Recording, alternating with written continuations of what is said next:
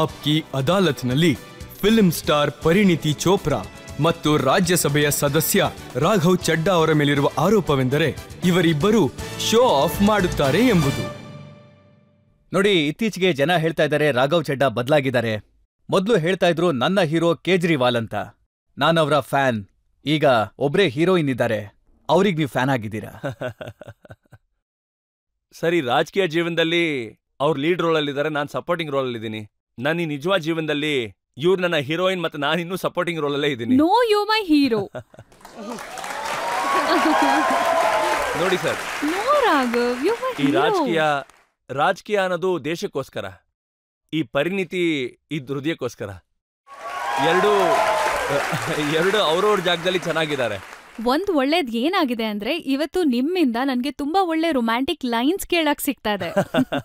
ನಾಳೆಯಿಂದ ಮತ್ತೆ ಸ್ಟಾಪ್ ಆಗ್ಬಿಡುತ್ತೆ. ಇಷ್ಟೊಂದೆಲ್ಲ ಕ್ಯಾಮ್ರಾಸ್ ಇದೆಯಲ್ಲ ಸರ್. ಅದೇನೆ, ನನಗ್ ಮನೇಲಿ ಇಷ್ಟೊಂದು ರೊಮ್ಯಾಂಟಿಕ್ ಲೈನ್ಸ್ ಕೇಳಕ್ಕೆ ಸಿಗಲ್ಲ. ನಿಮ್ಗೆ ರೊಮ್ಯಾಂಟಿಕ್ ಲೈನ್ಸ್ ಕೇಳಬೇಕು ಅಂತ ಅನ್ಸಿದ್ರೆ ನಾನು ಈ ಶೋದು ಲಿಂಕ್ ಕಳಿಸ್ಕೊಟ್ಬಿಡ್ತೀನಿ. ಅದು ನೋಡಿ ನೀವು ಖುಷಿಯಾಗಿರ್ಬೋದು. ನೋಡಿ, ಪಂಜಾಬ್ನಲ್ಲಿ ಇವರೊಂದು ಹಾಡು ಹಾಡಿದ್ರು, ಒಂದ್ ಅವಕಾಶ ಕೇಜ್ರಿವಾಲ್ ಜೊತೆಗೆ.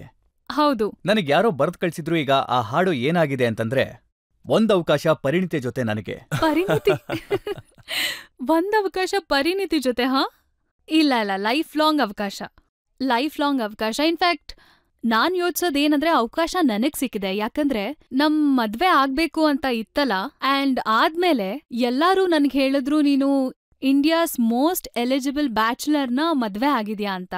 ಸೊ ಅವಕಾಶ ನನಗ್ ಸಿಕ್ಕಿದೆ, ಇವನಿಗಲ್ಲ.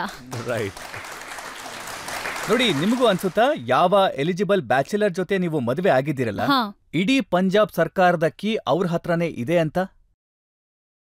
ಓ, ಇದಂತೂ ಇವನ ಆನ್ಸರ್ ಮಾಡ್ಬೇಕು. I don't know this. ಈ ತರ ಖಂಡಿತವಾಗ್ಲೂ ಇಲ್ಲ ಸರ್. ಅದು ನಮ್ಮ ಪಂಜಾಬ್ ಪರಿವಾರ ಏನಿದೆ ಅದು ತುಂಬಾ ಕುಶಲವಾದ ಒಂದು ಪರಿವಾರ ಅಂತ ಹೇಳ್ಬೋದು. ಅದರಲ್ಲಿ ದಯವಿಟ್ಟು ಅದ್ರ ಮೇಲೆ ಕಣ್ಣಾಕಕ್ ಬರಬೇಡಿ. ಇದನ್ನ ನಾನ್ ಹೇಳ್ತಿರೋದಲ್ಲ, ಇದನ್ನ ರಾಹುಲ್ ಗಾಂಧಿ ಹೇಳಿದ್ದು ಪಂಜಾಬ್ನ ಎಲೆಕ್ಷನ್ ಕ್ಯಾಂಪೇನ್ ಟೈಮಲ್ಲಿ. ರಿಮೋಟ್ ಕಂಟ್ರೋಲ್ನಿಂದ ನಡೀತಾ ಇದೆ ಪಂಜಾಬ್ನ ಸರ್ಕಾರ. ರಿಮೋಟ್ ಕಂಟ್ರೋಲ್ನ ಅರ್ಥ ಆರ್ಸಿ ಅಂತಂದ್ರೆ ರಾಘವ್ ಚಡ್ಡಾ. ಸರ್, ಪಂಜಾಬ್ ರಿಮೋಟ್ ಕಂಟ್ರೋಲಿಂದ ನಡೆಯುತ್ತೆ, ನಾನು ಅದನ್ನ ಖಂಡಿತ ಒಪ್ಕೋತೀನಿ. ಬಟ್ ಆ ರಿಮೋಟ್ ಕಂಟ್ರೋಲ್ ಇರೋದು ಪಂಜಾಬ್ ಜನಗಳ ಹತ್ರ ಮಾತ್ರ. ಅವ್ರಿಗೆ ಯಾವಾಗ ಚಾನಲ್ ಬದಲಾಯಿಸ್ಬೇಕು ಅನ್ಸುತ್ತೋ ಅವಾಗ ಬದಲಾಯಿಸ್ಬಿಡ್ತಾರೆ. ಮತ್ತೀಗ ಒಂದೇ ಚಾನಲ್ ಹಾಕ್ಬಿಟ್ಟಿದ್ದಾರೆ ತುಂಬಾ ವರ್ಷಗಳಿಂದ, ಅದೇ ಆಮ್ ಆದ್ಮಿ ಪಾರ್ಟಿದ್ದು, ಅದ್ ನಡೀತಾನೆ ಹೋಗ್ತಾ ಇದೆ. ಅದ್ ಹಾಗೆ ನಡೀಲಿ ಅಂತ ದೇವ್ರ ಹತ್ರ ನಾನು ಪ್ರಾರ್ಥನೆ ಮಾಡ್ಕೋತೀನಿ. ಮತ್ತೆ ಪಾರ್ಟಿ ನನಗೆ ಯಾವ್ಯಾವ ಕೆಲ್ಸಗಳನ್ನ ಕೊಡ್ತಾರೋ ಅದನ್ನ ನಾನು ಮಾಡ್ತಾ ಹೋಗ್ತಾ ಇರ್ತೀನಿ. ಪಾರ್ಟಿಯವ್ರು ಈಗ ನನಗೆ ಪಂಜಾಬಲ್ಲಿ ಒಂದು ಕನ್ಸಲ್ಟೆಂಟ್ ರೋಲ್ ಹಾಕ್ಕೊಟ್ಟಿದ್ದಾರೆ. ಅದನ್ನ ನಾನು ಪಂಜಾಬ್ ಸಿಎಂ, ನನ್ನ ಅಣ್ಣನ ಆಗಿರೋ ಪಂಜಾಬ್ನ ಮುಖ್ಯಮಂತ್ರಿ ಜೊತೆ ಅದನ್ನ ಮಾಡ್ತಾ ಹೋಗ್ತಾ ಇದ್ದೀನಿ. ನಮ್ಮ ಈ ಸಂಬಂಧ ತುಂಬಾ ಪ್ರೀತಿಯಿಂದ ತುಂಬಿದೆ. ಅವ್ರನ್ನೊಂದು ದೊಡ್ಡಣ್ಣ ಇದ್ದ ಹಾಗೆ ಇರ್ತಾರೆ ಕೂಡ. ಮತ್ತವರು ಯಾವತ್ತು ನಮ್ಮ ಆಮ್ ಆದ್ಮಿ ಪಾರ್ಟಿನ ಸೇರ್ಕೊಂಡ್ರೋ ಅವರ ಮೊದಲನೇ ದೋಸ್ತ್ ಯಾರು ಅಂತ ಇದ್ರು ಆಮ್ ಆದ್ಮಿ ಪಾರ್ಟಿಲಿ, ಅದ್ ನಾನೇ. ಅವರು 2014ರಲ್ಲಿ ನಮ್ಮ ಪಾರ್ಟಿನ ಜಾಯಿನ್ ಮಾಡಿದ್ರು. ಅವ್ರಿಗೆ ಪಾರ್ಟಿಲಿ ಬಂದ್ ಕೂಡ್ಲೆ ಯಾರ ಜೊತೆ ಕೆಲಸ ಮಾಡ್ಬೇಕಿತ್ತೋ ಆ ಜವಾಬ್ದಾರಿ ಸಿಕ್ಕಿದ್ದು ನನ್ಗೆ. ನನ್ ಜೊತೆನೆ ಅವ್ರು ಕೆಲಸ ಮಾಡ್ಬೇಕಾಗಿ ಬಂತು. ಮತ್ ಪೂರ್ತಿ ಅವರ ಈ ಲೋಕಸಭಾ MP ಟ್ರಾವೆಲ್ ಏನಿದೆ, ನಾನು ಅವ್ರ ಜೊತೆ ಲೋಕಸಭೆಗೆ ಹೋಗಿ ಬರ್ತಾ ಇದ್ದೆ, ಕೆಲಸ ಕೂಡ ಮಾಡ್ತಿದ್ದೆ. ಮತ್ತೆ ನಮ್ಮಿಬ್ರ ಮಧ್ಯೆ ಒಂದು ಪ್ರೀತಿಯ ಸಂಬಂಧ ಇದೆ. ನಾನು ಹೇಳಿದ್ನಲ್ಲ, ಅವ್ರ ಮದ್ವೆನ್ ಪೂರ್ತಿ ನಾನೇ ನೋಡ್ಕೊಂಡಿದ್ದು ಅಂತ.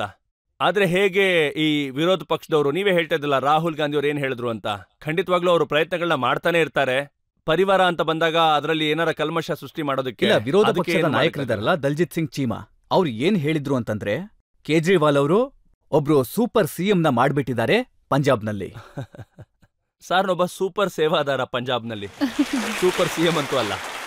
ಮತ್ ನಾವು ಕೂತು ಮಾತಾಡೋಂಥ ಸಮಯದಲ್ಲಿ ನಾವು ಪಂಜಾಬ್ ಬಗ್ಗೆ ಕೂಡ ಮಾತಾಡ್ತೀವಿ. ಯಾರತ್ರ ಯಾವ ಜವಾಬ್ದಾರಿ ಇದೆ, ಯಾರು ಯಾವ ಕೆಲಸ ಮಾಡ್ತಾರೆ ಅನ್ನೋದನ್ನ ಸ್ವಲ್ಪ ಕಡಿಮೆ ಮಾತಾಡ್ತೀವಿ. ಪಂಜಾಬ್ ರೈತರಿಗೋಸ್ಕರ ಕೆಲಸ ಮಾಡಬೇಕು, ಆ ಜನಗಳಿಗೋಸ್ಕರ ಕೆಲಸ ಮಾಡಬೇಕು ಅನ್ನೋದ್ರ ಬಗ್ಗೆ ಜಾಸ್ತಿ ಗಮನ ಕೊಡ್ತಾ ಹೋಗ್ತೀವಿ. ಇದು ನನಗೇನ್ ಅನ್ಸುತ್ತೆ ಅಂದ್ರೆ, ನೋಡಿ, ಈಗ ಅಮರಿಂದರ್ ಸಿಂಗ್ ಅವರಂತೂ ಪಂಜಾಬ್ನ ಮುಖ್ಯಮಂತ್ರಿಯಾಗಿ ಕೂತಿದ್ದಾರೆ, ತುಂಬಾ ಅನುಭವಸ್ಥರು. ಅವ್ರು ಹೇಳಿದ್ರು ಎಲ್ಲಾ ಫೈಲ್ಗಳನ್ನ ರಾಘವ್ ಚಡ್ಡಾ ಕ್ಲಿಯರ್ ಮಾಡ್ತಾರೆ, ಭಗವಂತ್ ಮಾನವ್ ಅದ್ರ ಮೇಲೆ ಬರೀ ಸೈನ್ ಮಾಡ್ತಾರೆ. ಅಲ್ಲ ನೋಡಿ, ನಮ್ಮ ಸಮಯದಲ್ಲಿ ಅಟ್ಲೀಸ್ಟ್ ಈ ಫೈಲ್ ಕ್ಲಿಯರ್ ಆದ್ರೂ ಆಗ್ತಾ ಇದೆ. ಅವ್ರ ಸಮಯದಲ್ಲಿ ಆ ಫೈಲ್ ಬಗ್ಗೆ ಮಾತಾಡಕ್ಕೆ ಯಾರು ಹೋಗ್ತಾ ಇರಲಿಲ್ಲ. ಅದಂತೂ ಅವತ್ತಿನ ಸಮಯದ ಬಗ್ಗೆ ಮಾತಾಡಿದ್ರೆ ಯಾವ ಪಕ್ಷ ಇತ್ತು ಅಥವಾ ಅದು ಆ ಕಾಂಗ್ರೆಸ್ ಕೂಡ ಆಗಿರ್ಬೋದು, ಅದಕ್ಕಿಂತ ನಾವು ಕಂಪೇರ್ ಮಾಡಿದ್ರೆ ಈಗ ಬೆಟರ್ ಆಗಿ ಹೋಗ್ತಾ ಇದೆ. ಈಗ ಪಂಜಾಬಿನ ಮುಖ್ಯಮಂತ್ರಿ ಏನಿದ್ದಾರೆ ಅವರ ನೇತೃತ್ವದಲ್ಲಿ ತುಂಬಾ ಚೆನ್ನಾಗಿ ಆಗ್ತಾ ಇದೆ. ಮತ್ತೆ ನೋಡಿ, ಯಾವಾಗ ಚುನಾವಣೆ ನಡೀತಾ ಇತ್ತಲ್ಲ, ಆಗ ನಾವು ಕೇಳಿದ್ವಿ ಅತ್ಗೆ ಕೂಡ ಅಂಬಾಲಾದಲ್ಲಿ ಚುನಾವಣೆಗೆ ನಿಲ್ತಾರೆ ಅಂತ. ಸರ್, ಇದು ಖಂಡಿತವಾಗ್ಲೂ ನಿಜಾನೇ. ತುಂಬಾ ಕತೆಗಳನ್ನ ಸೃಷ್ಟಿ ಮಾಡಿದ್ರು. ಈ ಚಂಡೀಗಢಿಂದ ಚುನಾವಣೆ ನಿಂತ್ಕೋಬಹುದು, ಅಥವಾ ಅಂಬಾಲ್ದಿಂದ ನಿಂತ್ಕೋಬಹುದು. ಬಟ್ ನನ್ ಪ್ರಕಾರ ಈ ತರ ರೂಮರ್ಸ್ ಹಾಕ್ತಾನೆ ಇರುತ್ತೆ. ಯಾಕಂದ್ರೆ ನೀವು ಒಬ್ಬ ನಾಯಕ ಹಾಗೂ ಒಬ್ಬ ಹೀರೋಯಿನ್ ಜೊತೆ ಮದ್ವೆ ಆದಾಗ ಈ ತರ ವಿಷಯಗಳಾಗ್ಬೋದು, ರೂಮರ್ಸ್ಗಳು ನಡೀತಾನೆ ಇರ್ತವೆ. ಮತ್ತೆ ನಾನ್ ಎಷ್ಟು ಅರ್ಥ ಮಾಡ್ಕೋತೀನಿ, ಇವ್ರಿಗೆ ಪೊಲಿಟಿಕ್ಸ್ ನ ಪೀಕ್ ಕೂಡ ಗೊತ್ತಿಲ್ಲ. ಮತ್ತೆ ಈ ಒಂದು ಈ ರೂಮರ್ಸ್ ಏನಿದೆ, ನಾನು ಆರ್ಟಿಕಲ್ ಕೂಡ ಓದಿದೆ ಅದ್ರ ಬಗ್ಗೆ. ಮತ್ತೆ ನಾನು ಇವ್ರು ಕಳಿಸ್ಕೊಟ್ಟೆ. ನಾವಂತೂ ಅದನ್ನ ಓದಿ ತುಂಬಾ ಮಜಾ ಮಾಡಿದ್ವಿ, ತುಂಬಾ ನಕ್ಕಿದೀವಿ ಕೂಡ. ಆ ಆರ್ಟಿಕಲ್ ನ ಓದಿದ್ಮೇಲೆ ಯಾರೋ ಕತೆ ಹುಟ್ಟಾಕಿದ್ದಾರೆ, ಆ ಕತೆ ದೊಡ್ಡದ್ ಮಾಡಿದ್ರು ಕೂಡ, ಆಮೇಲೆ ಅದ್ ಮುಗೀತು. ನಿಮಗೆ ರಾಜಕೀಯದ ಬಗ್ಗೆ ಒಂದ್ ಸ್ವಲ್ಪ ಕೂಡ ಗೊತ್ತಿಲ್ವಾ? ಸರ್, ನೀವು ಏನು ಕ್ವಶನ್ ಕೇಳೋದಿಲ್ಲ ಅಲ್ಲ, ಅಲ್ವಾ? ಪ್ರಶ್ನೆ ಅಲ್ಲ ಇದು. ಟೆಸ್ಟ್ ಏನು ತಗೊಳ್ಳೋದಿಲ್ಲ ಇಲ್ಲ, ಅಲ್ವಾ? ಖಂಡಿತ ಇಲ್ಲ. ಸರ್, ತುಂಬಾ ಕಮ್ಮಿ ಗೊತ್ತಿದೆ. ಮತ್ತೆ ನಾನ್ ನಿಮ್ಗೆ ಏನ್ ಹೇಳಕ್ ಇಷ್ಟಪಡ್ತೀನಿ ಅಂದ್ರೆ, ಇದೆಲ್ಲ ಯಾಕೆ ಅಂತಂದ್ರೆ ನಾನು ಡಮ್ ಸ್ಟೂಪಿಡ್, ದೇಶದಲ್ಲಿ ಏನ್ ನಡೀತಿದೆ ಅಂತ ಗೊತ್ತಿಲ್ಲ, ಹಾಗೇನೂ ಇಲ್ಲ. ನಾನ್ ಏನ್ ಹೇಳ್ಬೇಕು ಅಂತಿದ್ದೀನಿ ಅಂದ್ರೆ, ಇನ್ಫ್ಯಾಕ್ಟ್ ನಾನ್ ಯಾವ ಥರ ಪರ್ಸನಾಲಿಟಿ ಅಂತ ಅಂದ್ರೆ, ನೀವ್ ಯಾವ್ದೇ ಟಾಪಿಕ್ ಬಗ್ಗೆ ಮಾತಾಡ್ತಾ ಇರಿ ಮತ್ ಅದ್ರ ಬಗ್ಗೆ ನನಗ್ ಗೊತ್ತಿಲ್ಲ ಅಂದ್ರೆ ನನಗ್ ನನ್ ಮೇಲೆ ತುಂಬಾನೇ ಸಿಟ್ ಬರುತ್ತೆ. ಆಮೇಲೆ ನಾನ್ ಮನೆಗ್ ಹೋಗಿ ಅದ್ರ ಬಗ್ಗೆ ಎಷ್ಟು ಓದ್ತೀನಿ ಅಂತ ಅಂದ್ರೆ ಅದ್ರ ಬಗ್ಗೆ ಎಕ್ಸ್ಪರ್ಟ್ ಆಗಕ್ಕೆ ಟ್ರೈ ಮಾಡ್ತೀನಿ. ಇದನ್ನ ಕೇಳಿ ಖಂಡಿತವಾಗ್ಲೂ ನಿಜವಾದ ಮಾತು. ನನಗೆ ತುಂಬಾನೇ ಸರ್ಪ್ರೈಸ್ ಆಗತ್ತೆ ಇದ್ರ ಬಗ್ಗೆ ಮಾತಾಡೋದಕ್ಕೆ. ಈ ಪರಿಗೆ ನಾಸಾ ಆಪರೇಷನ್ಸ್ ಬಗ್ಗೆ ಕೂಡ ಅವಳಿಗೊಂದ್ ಸ್ವಲ್ಪ ನಾಲೆಜ್ ಇದೆ. ಈ ಅಡುಗೆ ಅಂತ ಬಂದಾಗ ಅದರಲ್ಲಿ ಏನ್ ಕಡಿಮೆ ಇದೆ, ಏನ್ ಹೆಚ್ಚಾಗಿದೆ ಅಂತ ಹೇಳೋಂತ ಒಂದು ಕೆಪಾಸಿಟಿ ಕೂಡ ಇದೆ. ಮತ್ತೆ ಇವ್ರಿಗೆ ಹೆಚ್ಚು ಕಡಿಮೆ ಎಲ್ಲಾ ಸಬ್ಜೆಕ್ಟ್ ಬಗ್ಗೆನೂ ಒಂದು ಐಡಿಯಾ ಇದೆ, ಒಂದು ಇನ್ಫಾರ್ಮೇಶನ್ ಇದೆ. ಸರ್, ನಾನ್ ಯಾವಾಗ ಬೋರ್ ಆಗ್ತೀನಲ್ಲ ಅವಾಗ ನಾನು ಯೂಟ್ಯೂಬ್ಗೆ ಹೋಗಿ ನಾನ್ ಸರ್ಜರೀಸ್ನ ನೋಡ್ತೀನಿ. ನನಗೆ ಲೈಫಲ್ಲಿ ಎಷ್ಟು ವೇರಿಡ್ ಇಂಟ್ರೆಸ್ಟ್ ಇದೆ ಅಂದ್ರೆ ಲೈಫಲ್ಲಿ ನಂಗೆ ಎಲ್ಲಾದ್ರಲ್ಲೂ ಎಕ್ಸ್ಪರ್ಟ್ ಆಗ್ಬೇಕು. ಮತ್ತೆ ನನಗೆ ಒಂದ್ ಟಾಪಿಕ್ ಮೇಲೆ ಇಂಟ್ರೆಸ್ಟ್ ಇಲ್ಲ ಅಂತ ಅಂದಿದ್ದು ಅದು ಪಾಲಿಟಿಕ್ಸ್ ಆಗಿತ್ತು. ಆದ್ರೆ ಇವಾಗ ನಾನು ಯಾಕಂದ್ರೆ ಇಲ್ಲಿ ಬಂದಿದ್ದೀನಿ, ನಿಮ್ಗೆ ಗೊತ್ತೇ ಇರ್ಬೇಕು, ಥಿಯೋರಿಟಿಕಲಿ ಎಲ್ಲದೂ ಗೊತ್ತಿರುತ್ತೆ ನನ್ಗೆ ಅಂತ, ಆಮೇಲೆ ಎಕ್ಸ್ಪರ್ಟ್ ಆಗಿರ್ತೀನಿ ಅನ್ನೋದು. ಆದ್ರೆ ಆ ಕರಿಯರ್ ಅಲ್ಲಿ ನಾನೇನು ಮಾಡಕ್ ಇಷ್ಟ ಇಲ್ಲ. ಐ ಥಿಂಕ್ ಒಂದ್ ಮನೇಲಿ ಒಂದ್ ಪೊಲಿಟಿಷಿಯನ್ ಸಾಕು, ಒಂದ್ ಜನ್ಮದಲ್ಲಿ ಒಂದೇ ಕತ್ತಿ ಸಾಕು ಅಂತ. ಅಲ್ಲ, ಇವ್ರಿಗೆ ಪೊಲಿಟಿಕ್ಸ್ ಅಲ್ಲಿ ಇಂಟ್ರೆಸ್ಟ್ ಇಲ್ಲ ಅಂದ್ರೂ ಪರವಾಗಿಲ್ಲ, ಅಟ್ಲೀಸ್ಟ್ ಒಬ್ಬ ಪೊಲಿಟಿಷಿಯನ್ ಮೇಲೆ ಇಂಟ್ರೆಸ್ಟ್ ಇದ್ರೆ ಅಷ್ಟೇ ಸಾಕು ನನ್ಗೆ. ಆಗಷ್ಟು ನಾವು ಹ್ಯಾಪಿ ಆಗಿರ್ತೀವಿ. ಅಯ್ಯೋ ಅಯ್ಯೋ. ನಾವೀಗ ಪ್ರೇಕ್ಷಕರಿಂದ ಒಂದೆರಡು ಪ್ರಶ್ನೆಗಳನ್ನ ತಗೊಳ್ಳೋಣ. ಕ್ಯೂಟ್. ರಾಘವ್ ಸರ್, ನನಗೆ ಈ ವಿಷಯ ತಿಳ್ಕೊಬೇಕಿತ್ತು. ಮೊದಲು ಬರೀ ಅಮ್ಮನ ಹತ್ರ ಮಾತ್ರ ಬೈಸ್ಕೊತಾ ಇದ್ರೆ, ಇವಾಗ ಪರಿಣಿತಿ ಮ್ಯಾಮ್ ಹತ್ರನೂ ಬೈಸ್ಕೊತಾ ಇದ್ದೀರಾ ಅಂತ. ಸರ್, ನನ್ ಕ್ಯಾರೆಕ್ಟರ್ ಅಸಾಸಿನೇಷನ್ ತುಂಬಾ ಜಾಸ್ತಿನೇ ಆಗ್ತಿದೆ ಇವತ್ತು. ನೋಡಿ, ಎಲ್ಲಿವರೆಗೂ ಅಮ್ಮನ ಬಗ್ಗೆ ಮಾತಾಡ್ತೀವಿ, ನಮ್ಮಮ್ಮನ ಪ್ರೀತಿನೇ ಬೈಗುಳ ನನ್ಗೆ.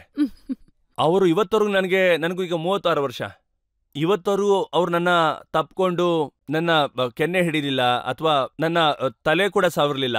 ಯಾವತ್ತೂ ಆ ಥರ ಪ್ರೀತಿ ಅವ್ರು ಕೊಡ್ಲೇ ಇಲ್ಲ. ಅವ್ರು ಹೇಗೆ ನನ್ನ ಬೈದು ಮಾತಾಡಿಸ್ತಾರೆ ಅದೇ ಅವ್ರ ಪ್ರೀತಿ. ಅದ್ ನನ್ಗೆ ಅರ್ಥ ಆಗಿದೆ. ಆ ಪ್ರೀತಿ ಏನು ಅಂತ ನನಗೆ ಗೊತ್ತಿದೆ ಈಗ. ಅಮ್ಮನ ಪ್ರೀತಿ ಹೀಗಿರುತ್ತೆ, ಅಮ್ಮನ ಮಮತೆ ಹೀಗಿರುತ್ತೆ. ನನ್ನ ತಾಯಿ ಪ್ರೀತಿ ಮತ್ತೆ ನನ್ನ ತಾಯಿ ಮಮತೆ ಕೂಡ ಸ್ವಲ್ಪ ಈ ರೀತಿನೇ ಇದೆ. ಈಗ ನಾವು ನನ್ನ ಹೆಂಡತಿ ಪ್ರೀತಿ ಬಗ್ಗೆ ಮಾತಾಡೋದು ಅಂತಾದ್ರೆ ಬೈಗುಳ, ಬೈಯೋದೆಲ್ಲ ಖಂಡಿತವಾಗ್ಲಿಲ್ಲ. ಏನ್ ಮಾತಾಡ್ತಿದ್ದೀರ ನೀವು?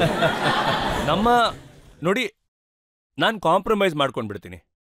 ನನ್ನ ತಪ್ಪುಗಳನ್ನ ಮರ್ತು ಬಿಡ್ತೀನಿ. ಇವ್ರು ಒಪ್ಕೊಂಡ್ಬಿಡ್ತಾರೆ ನೀವು ತಪ್ಪು ಮಾಡಿದ್ರಿ ಅಂತ, ಅಷ್ಟೇ. ಪ್ರಾಬ್ಲಮ್ ಎಲ್ಲ ಸಾಲ್ವ್ ಆಗೋಯ್ತು. ತಪ್ಪು ನಿಂದೇನೆ ಆಲ್ವೇಸ್. ತಪ್ಪು ಯಾವಾಗ್ಲೂ ಒಬ್ರದ್ದೇ ಆಗಿರುತ್ತಾ? No comments. ನೋಡಿ, ಜೀವನದಲ್ಲಿ ಅಂದ್ರೆ ಮದುವೆ ಆಗಿರೋ ಜೀವನದಲ್ಲಿ ಒಂದು ಶಾಂತಿ ಮಂತ್ರ ಇದೆ. ನೀವು ಅದನ್ನ ಅರ್ಥ ಮಾಡ್ಕೊಂಡ್ರೆ ನಿಮ್ಮ ಸಂಬಂಧ ಚೆನ್ನಾಗಿರುತ್ತೆ. ಅದೇನು ಅಂದ್ರೆ happy wife is happy life. ಹೆಂಡತಿ ಖುಷಿಯಾಗಿದ್ರೆ ಜೀವನ ಸಂತೋಷವಾಗಿರುತ್ತೆ. ಸೊ ಹೆಂಡತಿನ ಖುಷಿಯಾಗಿಡ್ತೀನಿ, ಹೆಂಡತಿಗೆ ಸಮಯ ಕೂಡ ಕೊಡ್ತೀನಿ. ಆದ್ರೂ ದೊಡ್ಡ ಆರೋಪ ಇರುತ್ತೆ ನನ್ನ ಮೇಲೆ, ನೀವು ನನಗೆ ಸಮಯ ಕೊಡ್ತಾ ಇದ್ದೀರಾ, ಕೆಲ್ಸದ ಮೇಲೆ ಗಮನ ಕೊಡ್ತಾ ಇಲ್ಲ ಅಂತ. ನಾನು ನನ್ನ ಹೆಂಡತಿಗೆ ಸಮಯ ಕೊಡ್ತಾ ಇದ್ದೀನಿ, ಬೇರೆ ಯಾರೋ ಹೆಂಡತಿಗೆ ನಾನು ಸಮಯ ಕೊಡ್ತಾ ಇಲ್ಲ. ಬಟ್ ಆರೋಪ ಅಂತೂ ಆಗ್ತಾನೆ ಇರುತ್ತೆ. क्या शरीफ शख्स है बीवी से प्यार करता है? क्या शरीफ शख्स है बीवी से प्यार करता है? उस पर कमाल देखिए कि अपनी से प्यार करता है. ನಾನು ನನ್ನ ಹೆಂಡತಿನ ಪ್ರೀತಿ ಮಾಡ್ತೀನಿ. ಆದ್ರೆ ನಾನ್ ನಿಮ್ಗೊಂದು ವಿಷಯ ಹೇಳ್ತೀನಿ. ನನ್ನ ಇಷ್ಟು ವರ್ಷದಿಂದ ತಿಳ್ಕೊಂಡಿರೋರು ಮತ್ತೆ ನೋಡ್ಕೊಂಡ್ ಬಂದಿರೋರು ಮತ್ ನಾನ್ ಕ್ಯಾಮ್ರಾ ಮುಂದೆ ಯಾವಾಗ್ಲೂ ಹೇಗಿರ್ತೀನೋ ಹಾಗೇ ಇರೋದು. ಕ್ಯಾಮ್ರಾ ಮುಂದೆ ನಾನು ಆಕ್ಟಿಂಗ್ ಮಾಡೋದು ಬರೀ ಫಿಲ್ಮ್ ಸೆಟ್ಟಲ್ಲಿ ಇದ್ದಾಗ ಮಾತ್ರ. ಸೊ ಅಫ್ಕೋರ್ಸ್ ನಿಮ್ಗೆಲ್ಲ ಗೊತ್ತೇ ಇರುತ್ತೆ, ನನ್ಗೆ ಏನ್ ಅನ್ಸುತ್ತೋ ಅದನ್ನ ಸಡನ್ ಆಗಿ ಹೇಳ್ಬಿಡ್ತೀನಿ ನಾನು. ನನಗ್ ಸಿಟ್ ಬರ್ಲಿ, ಅಳು ಬರ್ಲಿ ಅಥವಾ ನಗು ಬರ್ಲಿ, ನನ್ ಒಳಗೆ ದೇವ್ರು ಯಾವ್ದೇ ಫಿಲ್ಟರ್ ಕೊಟ್ಟೇ ಇಲ್ಲ, ಜೆನ್ಯೂನ್ಲಿ. ಮತ್ತೆ ನಾನು ನಿಮ್ಗೆ ಮುಂಚೆನೆ ಹೇಳ್ತಿದ್ದ ಹಾಗೆ ಮದ್ವೆ ಆದ್ಮೇಲೆ ಏನಾದ್ರೂ ಚೇಂಜ್ ಆಗ್ಬಿಡುತ್ತಾ ಅಥವಾ ನಾನ್ ಚೇಂಜ್ ಆಗ್ಬೇಕಾ ಅಥವಾ ಹ್ಯಾಬಿಟ್ಸ್ ಚೇಂಜ್ ಆಗ್ಬೇಕಾ, ಅವನ್ಗೂನು ಅನ್ಸ್ಬೋದು, ನನ್ಗೂನು ಅನ್ಸ್ಬೋದು. But can I tell you, he is the best husband in the world. ನಾನು ನಾನು ನಾನು ಎಷ್ಟು ದೊಡ್ಡ ಡ್ರಾಮಾ ಕ್ವೀನ್ ಅಂದ್ರೆ ನನ್ ಇಮೋಷನ್ಸ್ ತುಂಬಾ ಬೇಗ ಬಂದ್ಬಿಡುತ್ತೆ. ಅಳೋದು, ನಗೋದು ಅಥವಾ ಸಿಟ್ ಮಾಡ್ಕೊಳ್ಳೋದು ಏನೇ ಇರ್ಲಿ. ಅಂಡ್ ಇವ್ನ್ ಯಾವತ್ತೂ ನನಗ್ ಚೇಂಜ್ ಆಗೋ ಅನ್ಲಿಲ್ಲ. ಮತ್ ಯಾವತ್ತೂ ನನ್ಗೆ ಇದನ್ ಮಾಡ್ಬೇಡ ನೀನು, ಅದನ್ ಮಾಡ್ಬೇಡ ಅಂತ ಹೇಳಿಲ್ಲ. ಆದ್ರೂನು ನಾನ್ ಏನ್ ಹೇಳ್ಬೇಕು ಅಂತ ಅಂದ್ರೆ, ಈ ವ್ಯಕ್ತಿ ಇದನ್ನಲ್ಲ, ಇವ್ನ್ ನನ್ನ ಬೆಟರ್ ಹ್ಯೂಮನ್ ಆಗಿ ಮಾಡ್ತಾ ಇದ್ದಾನೆ. Because he such a lovely human being. He lets me be me. ನಾನ್ ಏನೇ ಹೇಳ್ಬೇಕು ಅಂತಿದ್ರು, ಏನೇ ಮಾಡ್ಬೇಕು ಅಂತಿದ್ರು ಅವ್ನ್ ನನಗ್ ಮಾಡಕ್ ಬಿಡ್ತಾನೆ. He is just the dream husband that every girl wants.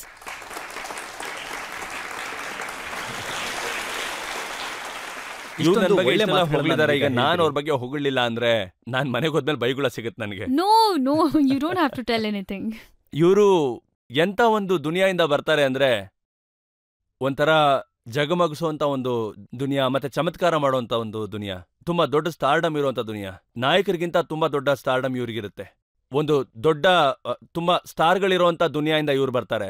ಯಾವಾಗ ಅವರು ಆ ಒಂದು ದುನಿಯಾದಿಂದ ಹೊರಗೆ ಬರ್ತಾರೆ, ಅವ್ರ ದುನಿಯಾದಲ್ಲಿ ಒಂಥರ ಇವರು ಹುಲಿ ಇದ್ದಾಗಿರ್ತಾರೆ ಅಂತ ಹೇಳ್ಬೋದು. ಬಟ್ ಆ ದುನಿಯಾದಿಂದ ಹೊರಗೆ ಬಂದ ಕೂಡಲೇ ತುಂಬಾ ಸಿಂಪಲ್, ಮತ್ತೆ ಒಂದು ಏನೋ ಹೇಳ್ತಾರಲ್ಲ, ಅದು ಹಂಬಲ್, ಸಿಂಪಲ್, ಒಬ್ಬ ಹಾರ್ಡ್ ವರ್ಕಿಂಗ್ ಮಹಿಳೆ ಅಂತ ಹೇಳಿದ್ರೆ ತಪ್ಪಾಗೋದಿಲ್ಲ ಖಂಡಿತವಾಗ್ಲೂ. ಆಕ್ಚುಲಿ ಅದೇ ಅವರ ಅಸಲಿ ಕ್ಯಾರೆಕ್ಟರ್. ನಾನು ಅವ್ರಿಗೆ ಇದುವರೆಗೂ 2 ಸತಿ ಇದನ್ನ ಹೇಳಿದೀನಿ ಕೂಡ. ಯಾಕಂದ್ರೆ ಇವರು ಬೆಳೆದಿದ್ದೆಲ್ಲ ಅಂಬಾರಾದಲ್ಲಿ.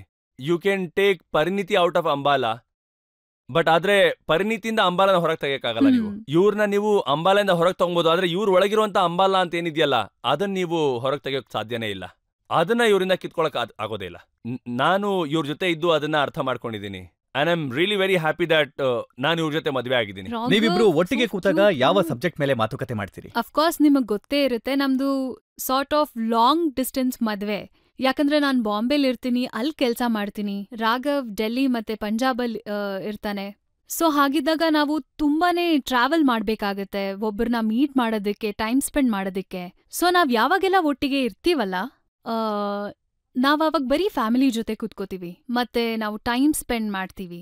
ಆಕ್ಚುಲಿ ನಮ್ದು ಅಷ್ಟು ದೊಡ್ಡ ಡೇಟಿಂಗ್ ಆಗೇ ಇಲ್ಲ ಮದ್ವೆಗೂ ಮುಂಚೆ. ನಾವ್ ಮೊದ್ಲೇ ಮದ್ವೆ ಆಗ್ಬಿಟ್ವಿ. ಇವಾಗ ನಮ್ ಡೇಟಿಂಗ್ ನಡೀತಾ ಇದೆ. ಸೊ ಅದ್ರಲ್ಲಿ ಪಾಲಿಟಿಕ್ಸ್ ಮತ್ತೆ ಕೆಲ್ಸದ ಮಾತುಗಳಾಗೋದಿಲ್ಲ. You know we try and spend time with family. And ನಮ್ ಇಬ್ರು ಫ್ಯಾಮಿಲಿನೂ ತುಂಬಾನೇ ಸಿಂಪಲ್ ಮತ್ತೆ ಸಿಮಿಲರ್ ಆಗಿದೆ. ಸೊ ನಾವ್ ಎಲ್ರೂ ಒಟ್ಟಿಗೆ ಕೂತ್ಕೋತೀವಿ, ನಾರ್ಮಲ್ ಆಗಿರ್ತೀವಿ. ಮತ್ತೆ ಐ ಹೋಪ್ ನೋಡಿ, ನೀವು ಇಷ್ಟು ಒಳ್ಳೆ ಮಾತುಗಳನ್ನ ಹೇಳಿದ್ರಿ. ನಮ್ಮ ಯಂಗ್ ಕಪಲ್ಸ್ ಗಳಿಗೆ ಇದರಿಂದ ಸಾಕಷ್ಟು ಕಲಿಯುವಂತದ್ದಿದೆ. ಮತ್ತೆ ನಿಮ್ಮ ರಿಲೇಶನ್ಶಿಪ್ ಇಂದ ಇಲ್ಲಿಗೆ ನಾನು ನನ್ನ ಎಲ್ಲ ಆರೋಪಗಳನ್ನ ಮುಗಿಸ್ತಾ ಇದ್ದೀನಿ.